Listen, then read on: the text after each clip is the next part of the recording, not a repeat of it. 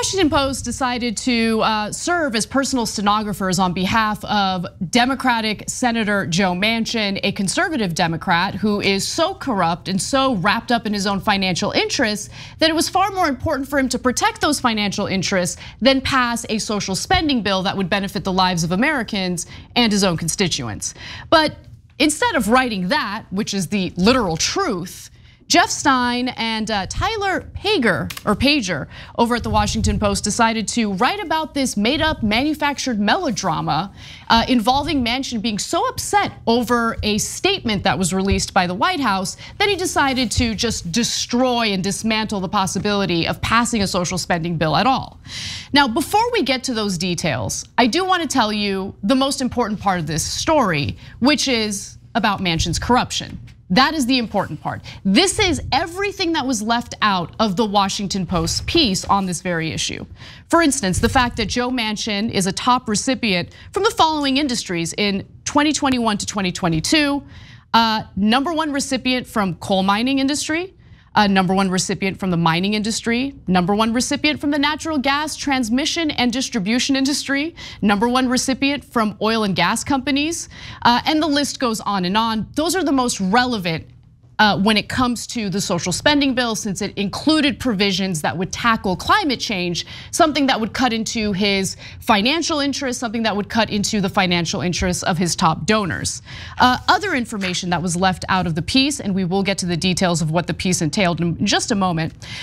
Let's take a look at sector totals in terms of how much money Joe Manchin had collected from the very industries that I had listed earlier. For instance, if you look at this graph, it shows that he received $1.6 million from the energy industry, from the fossil fuel industry specifically, and $3.7 million from finance, insurance, and real estate interests. And also, let me just remind you that he is personally involved in these types of businesses himself, including a company known as Systems, a coal company that he founded, that he is still very much invested in. For decades, as The Intercept reported, Manchin has profited from a series of coal industries that he founded during the 1980s. Between the time he joined the Senate and today, Manchin has personally grossed more than $4.5 million from those firms, according to financial disclosures. He also holds stock options in Systems Inc., the larger of the two firms, valued between $1 and $5 million. In fact, as we have said multiple times on this show before, last year alone, he collected $500,000 from Systems, okay? So he, again, is looking after his own donors, looking after his own financial interests, but the Washington Post didn't print a single word about that in their piece. Instead, they focused on Manchin allegedly being very offended by a milquetoast, benign statement that was released by the Biden administration. And to make matters worse, the Biden administration seems to buy that narrative themselves. Cenk. Yeah, look, this is a really, really important story. And so the reason why it's important is because it tells you exactly what's wrong with our politics. So the story actually has some interesting facts in it, and that's the good part of the reporting. And I'm going to share one with you because it's really, really important. And then I'm going to double down on what Anna said as to why it's horrible reporting overall and is meant to deceive you, honestly. So let's get you an actual fact that matters from this story that I hadn't seen before. So we give credit where credit is due. Apparently they had a breakfast, Manchin, Schumer, and Biden did on October 24th. And let me pick up the reporting here. With senior staff in attendance, Biden, Manchin, and Schumer spent roughly 3 hours developing a framework estimated to cost roughly $1.75 trillion. Far below the $3.5 trillion that the White House had agreed on with the rest of the party. They didn't say it at the time. Now we know, okay? And later agreed to exclude some top liberal priorities such as National Paid Leave Program and the Central Climate Program. So back then, Biden is telling progressives in Congress, oh, I got your back. We're gonna put the climate plan in there. It's gonna be $3.5 trillion. We're not gonna decouple it from infrastructure. We're gonna have the child tax credit. Meanwhile, he's already made a secret deal with Manchin, or he thought he made a secret deal with Manchin over that October 24th breakfast. By the way, Schumer's also in that meeting.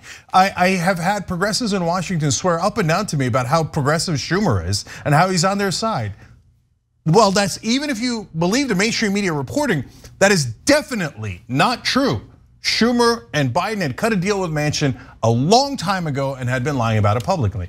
And sometimes, hey, look, you make backroom deals. I understand practical if you need to get it to pass. But did he lie to progressives? Unquestionably. That's not even noted. It's like barely just a tiny smidge, or like 8% of a sentence as I just read to you, right? That would seem relevant. Okay, did progressives make note of that? No, that's not a big deal in Washington. Lying to everybody's normal, right? Okay, speaking of lying, now let's get to the core lie of the story. It's what's not in the story. How can you, to Anna's point, how can you write this giant article about why this deal fell apart and not include the donors at all or their personal stake in this? TYT Investigates confirmed that Manchin has made over $5 million in the last 10 years from his coal company. That's not relevant. You don't think $5 million is relevant? You don't think all of his donors that we just showed you, which are in the exact related industries in this bill, they're not at all, they're not even 1% relevant, they're not 10%, so you left it out of the story entirely. You think it's inconceivable that that might be one of the factors. I mean, come on, that's absurd. No, it's even worse than that, because I'm not buying for a second that the reason why Manchin, or even part of, even a small percentage of the reason why Manchin decided to just completely destroy the possibility of passing the bill is because he was offended, because he was clutching his pearls over the most benign statement that the White House could release. It is BS, okay? He wasn't offended. Let's get to the statement. Let's get to the whole narrative after Cenk makes a point. Go ahead. Okay, to Anna's point there, look, the mainstream media does this all the time. James Clyburn did the same exact trick in the Nina Turner, Chantel Brown race, where he said, I was offended by something that Killer Mike said that Nina seemed to bob her head to, and that's why I went in the race. And every dumb reporter wrote that as if it's true. But why is he in the race with Jessica Cisneros and Cuellar? No one insulted him there. But he's in that race anyway to defend conservatives and to attack progressives and mainly to protect his corporate donors. So this is all theater that the mainstream media presents to you. It's a mirage. But even if it were true, think about it, guys. That's Manchin saying, I don't give a damn about any of the voters or anything we promised you guys. My feelings that were hurt over the most benign comment are more important than all the voters. Well, then why don't you write a story about what a monster he is? No, they see that as legitimate and that the feelings of the elite had to be protected. And that's why it was Biden's fault and not Manchin's fault that it fell apart. I mean, this article is a joke, but go ahead, Anna, read this. Yeah, and look, Biden's cowering to Manchin is also pretty pathetic, and we'll get to that in a moment. But the Build Back Better agenda really started to unravel and fall apart in November of 2021, where Manchin started raising his concerns over the child tax credit. The same child tax credit that lifted 50% of children living in poverty out of poverty. He had a problem with that. And he claimed that parents were actually misusing the tax savings on drugs. No evidence of that, he just says it. By the way, Washington Post doesn't even bother to fact check him on that. They mentioned something about how the White House analysis indicated that's not true. But yeah, okay. So Manchin defaming, slandering, saying pathetic, disgusting things about American families just so he can ensure that his precious donors don't have to spend any additional money on their taxes. Let me give you the details. At that point, scores of Democratic lawmakers, each with effective veto power over the legislation because of the party's narrow margins in Congress, kept demanding the inclusion of their priorities in ways incompatible with Manchin's demands. Paid leave, stripped out of the White House framework, was reintroduced in the House. Manchin's allies say he was frustrated by the feeling that a concession in his direction, once agreed to, could later be rescinded. Who are his allies? I want to know who his allies are because they kept referring to his allies. Are his allies his corporate donors? And if they are, why didn't the Washington Post print that? They keep talking about his allies. Who are his allies? Are they other Democratic senators? And if they are other Democratic senators, shouldn't you reveal who they are? The Democrats who might campaign on helping American families, but then turn around and work against them once they're reelected or elected into these positions of power. They don't bother to tell us who the allies are. Let's continue. In December, Biden and Manchin met in an effort to salvage the bill. This is December of last year. This is where Biden deserves all of the harsh criticism that we throw at him, okay? Striking a conciliatory tone, the president told Manchin he was doing the right thing in withholding his support if he did not believe the measure was good for West Virginia. By the way, polling indicates the majority of West Virginians liked the social spending provisions in the bill. Now, Manchin gave the White House the $1.8 trillion written offer another positive sign. Now, the administration didn't immediately accept Manchin's offer, though. Not only was it light on policy details, but it excluded the extended child tax credit, and it did include tax hikes that Sinema had opposed.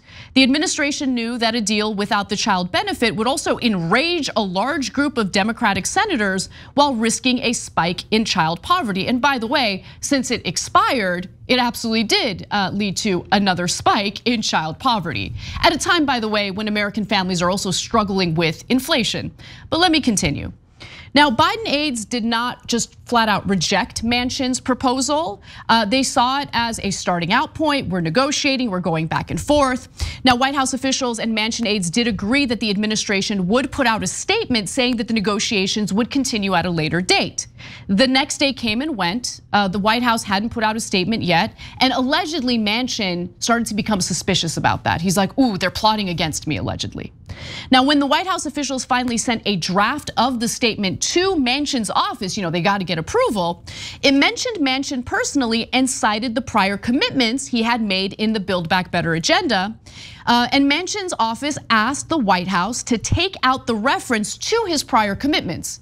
Even though his prior commitments were on the record, we all knew what his prior commitments were. He didn't want that to be too front and center in the statement. And so the White House apparently ignored Manchin's request either to leave him out of the statement or to add Sinema. By then, though, Sinema had largely resolved her differences with the White House, and Manchin was the key obstacle. And so what did the statement say, finally? What is the statement that had Manchin so upset that he just blew up the deal entirely? This is the exact wording. I had a productive call with Speaker Pelosi and Majority Leader Schumer earlier today. I briefed them on the most recent discussions that my staff and I have held with Senator Manchin about Build Back Better. In these discussions, Senator Manchin has reiterated his support for Build Back Better funding at the level of the framework plan I announced in September. Apparently, this was the most offensive, terrible thing that Biden has ever said about Manchin. Now, if you saw that, you've got to be thinking, no, Anna and Cenk must be leaving out context. That can't be the quote. That's not even negative against Manchin. That just says, by the way, it basically reports the October 24th meeting where they agreed to around 1.75 trillion. I mean, I cannot imagine a statement more benign. That's why it's stunning, if they're on the level, for the Washington Post reporters to not even consider the idea that maybe Manchin is lying. Right.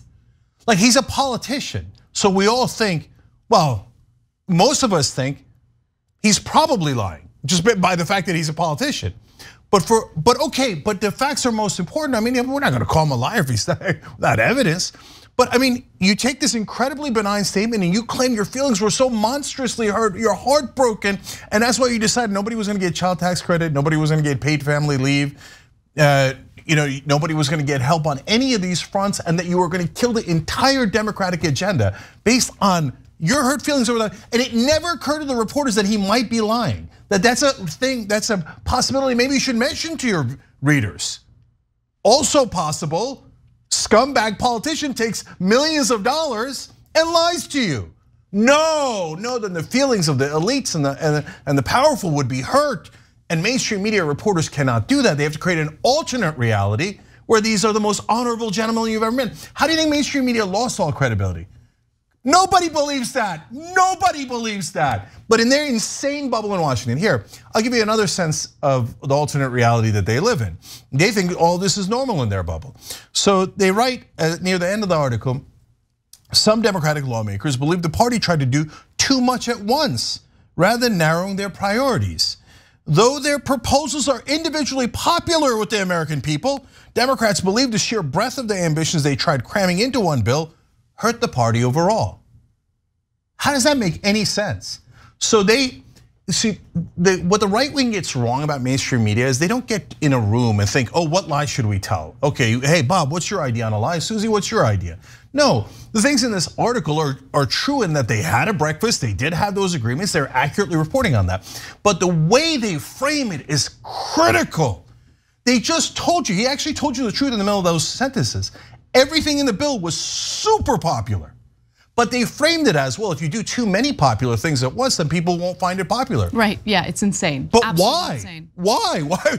That makes no sense. It doesn't even try to make sense. Manchin might as well have written this piece on their behalf. Like, but they did, but he did. No, that's exactly right. And that's the problem that I have with it, because the framing was problematic, of course, but they just took everything that Manchin had to say at face value and printed it. They served as court reporters, okay? The people who sit there and they type everything up as the court proceedings are taking place. If you want to be a court reporter, go be a court reporter. I mean, look, I went to a freaking state school for journalism, okay? Nothing to write home about according to all the Ivy Leaguers out there, right? No, it was told to us over and over again, no, by default, you should assume that people in positions of power are lying to you, are deceiving you. Okay, so you should investigate what they're saying. You should fact check them, but that doesn't happen in corporate media. Never they happens. Just regurgitate. And to make matters worse, it's one thing for these reporters to just take what a person in position of power is saying at face value and print it, right? And completely ignore the corruption and personal financial interests. Then you have the White House that also takes Manchin at face value. Let me give you another excerpt. It is not clear to many in the White House why this statement became such an issue. Really, you guys are that stupid? Yeah, I guess they are. Manchin himself had spoken publicly for months about his struggles to reach a deal with the administration. The statement did not directly criticize Manchin or blame him for the delay. They were befuddled. How could this happen? Pathetic. I mean, okay, so then finally, after that statement was released, apparently Manchin was so angry that he made his announcement on Fox News that he's no longer supporting the bill. He's a no vote, okay? The Washington Post then reports that Biden was upset and wanted to talk to him. He was gonna have a strongly worded phone call to Manchin, right? But Manchin had turned off his phone. Oh, the melodrama continues, right, Cenk? As the world turns, what happened next with Luke and Laura? Because that's the real deal, not the millions and millions and millions of dollars that are funneled to Biden and Manchin. No, never mentions a sentence about that. Instead, oh, then Biden couldn't get through to Manchin, and more feelings were hurt. Yeah. By the way, if any of this is true, like that's really why Manchin made the decision, and that's how Biden actually reacted, it's arguably more pathetic. This is like a high school kids going, well, Susie said, Bobby said this, so you know what? Now I'm gonna screw over every American, and you're not gonna get paid family leave like every other developed nation. You're not gonna have lower drug prices, which, by the way, Manchin's daughter has made millions off of. Right. Robbing you. And killing you. That's right, Senator Manchin. Your daughter is a criminal who robbed the American people. Apparently his feelings are hurt when you just mention his name. And he says, oh my God, my family was being targeted. Well, your family's a bunch of crooks and criminals, as you are, the head of that mafia family. And by the way, you're not at all targeted. Your ass is kissed on a daily basis in Washington, and this article is an excellent example of it. Those reporters lied on your behalf. You're a crook who takes all this money to screw over the American people. And Biden is a pathetic weakling. Oh, we're not done yet. One more graphic. This is the last one, because this is the exact ending that corporate America fought for, exact ending that they will get, the exact ending that Manchin wanted based on his own personal financial interests. So fast forward to today, apparently the White House is trying to revive the negotiations, okay? White House officials have made clear that they are open to a significantly smaller bill that leaves out most of their initial priorities, recognizing a deal must be made on Manchin's terms, on President Manchin's terms. More recently, Manchin also asked analysts at the Wharton School of the University of Pennsylvania to model an approximately $1 trillion spending package, get a load of this, devoted primarily to spurring domestic energy production and reducing the federal deficit. So in other words, more fossil fuels and possibly more austerity. that's gonna harm middle class and working class families in the middle of a period where we're experiencing inflation. Great, it's gonna be great. Really looking forward to that. No, guys, do you understand what Anna just said? They took Build Back Better that had a bunch of actually good progressive proposals and proposals that the country loves, polled at 70 to 90%, and they turned it into subsidies for oil companies, the exact opposite. And austerity, the exact opposite of what Build Back Better was. And they're gonna call it Build Back Better. Corporations and the donors are gonna be thrilled. The Washington Post will write another horse crap article saying, oh, the Democrats accomplished it. Congratulations to Joe Biden and Joe Manchin. They finally got bipartisan agreement. The oil companies should get everything. And of course the coal companies, but we're not gonna mention the donors at all. Look, you guys are part of the criminal enterprise. It's disgusting how you frame these issues and leave out the truth completely. Look, and well, you guys say, hey, that's Monday morning quarterbacking. As we've told you 100 times, it isn't. If you watch the Young Turks, we told you ahead of time that the minute they decoupled infrastructure and Build Back Better, Joe Manchin would pull out. That's exactly what happened. And how did we know that before his feelings were hurt? Because we follow the money like any decent journalist would do.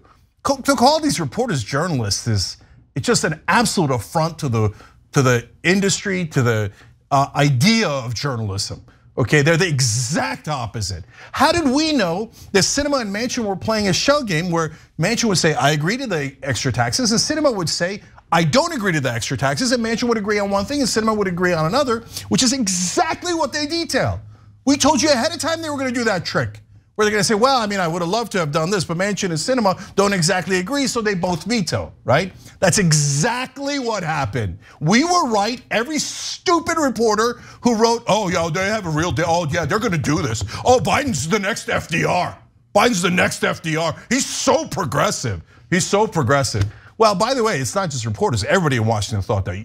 Can you all admit you were all wrong and we were right? They'll never do it. They'll never admit it because everybody in Washington is obvious, preposterous liars. And then they'll nitpick us and they're like, oh, well, technically Manchin's daughter was not convicted. They'll pull a Kyle Rittenhouse. Technically not convicted. I mean, she raised EpiPen by 550% and she gouged poor Americans and it might have caused some of them not to take critical life-saving medicine for her goddamn profits. But meanwhile, what did weakling, pathetic weakling Joe Biden do? He chased that reason, Joe, please take my call. And now he's gonna do a bill that both his donors and Manchin's donors are going to love. And the media will lie on their behalf and tell you that it's the original Build Back Better. Nonsense. You're about to get royally screwed, and not by the Republicans, by the Democrats. That's right. So don't come to me about, oh yeah, no, Democrats, Cenk. Oh yeah, Democrats are good. They're so much better than Republicans. Just cheer louder. So much better than Republicans. No. Don't worry, guys, because look, what's more important than you being able to put a roof over the head for your family or being able to feed your children is ensuring that the White House is doing constant wellness checks on Joe Manchin and his emotional, state. So that's where we're at in the country. That is the Democratic Party in a nutshell. Thanks for watching the Young Turks, really appreciate it. Another way to show support is through YouTube memberships. You'll get to interact with us more. There's live chat emojis, badges. You've got emojis of me, Anna, John, JR. So those are super fun. But you also get playback of our exclusive member-only shows and specials right after they air. So all of that, all you gotta do is click that join button right underneath the video. Thank you.